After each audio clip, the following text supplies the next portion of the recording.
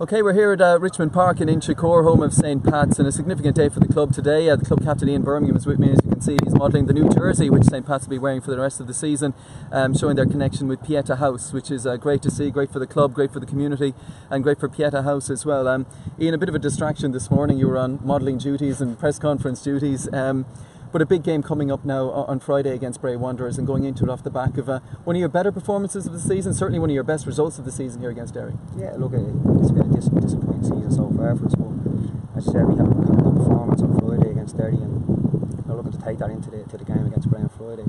Look, we know Bray are a decent side, they're up in the top four, and got some good players. Aaron Green, Gary McCabe has been banging the goals in all season, so look, we know it's going to be tough, but we know what we have in our group, and we'll be going to get the 3 points on Friday night.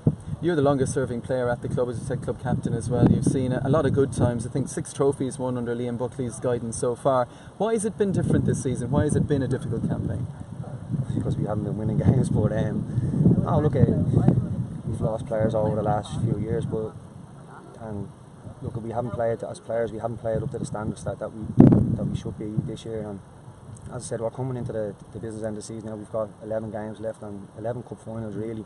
Probably the most important 11 games this club has ever played, and we as players have got to relish that and go out. And as I said, Friday we went out, we dominated the game, and we went 1-0 down. We showed a bit of character to come back and win 2-1, and we've got to take belief from that and go on and start putting the run together now. I guess as the season's gone on, it was a bit of a slow start. People expected Pats to kick on. People never expected Pats and relegation to be mentioned in the same breath. But does it change the atmosphere in training? Does it change is there an element of tension around the club, or how do the players deal with it? In fairness, we've got a great group of lads, and spirits have always been high this year. We haven't put our heads down, and we've just kept going. We've kept training hard, and look, we haven't got the rub of the green. Sometimes you look down in Cork 2 weeks ago.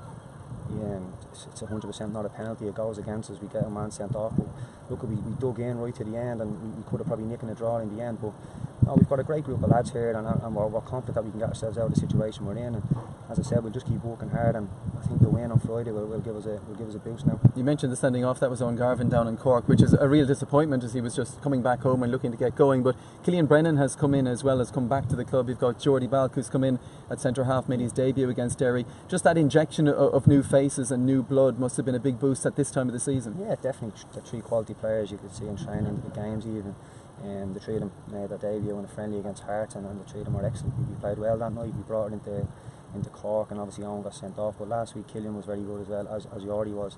But no, I think even back in 2013 when we won the league, Darryl Kavanagh came in halfway through the season and just injected whatever into us, and we just kept going and going. And sometimes you need that, and hopefully the 3 lads can have an impact on it, and hopefully a positive impact for us. There is an extra squeeze, I guess, on the teams who are down the bottom 5 and 6, and that it's 3 to go down this season, which we haven't seen before, or at least in quite a while. When you look at what, say, Finn Harps have done of late, they've put back-to-back wins together over the last weekends.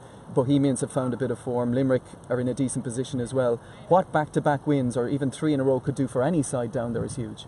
Yeah, definitely. As I said, we just need to take it game by game now. We picked up a good win Friday. We've got to go again now on Friday against Bray, and we can get on a little run. And I think we've got to play the 3 games after that are the 3 teams that are around us. So look, we'll be confident we can go on a run now, and if we can, we will shoot that table pretty quick. Is there a firm belief amongst the players? Is there a message for the fans here that you absolutely believe you can get out of this? Yeah, definitely.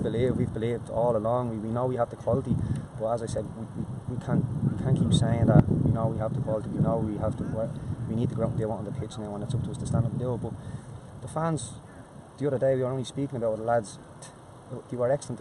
Sometimes they've gotten our backs a little bit this season, probably rightly so. But the other day we went in after the game and said, my God, it was just a completely different. We scored the equaliser. We weren't happy that we got Jordan.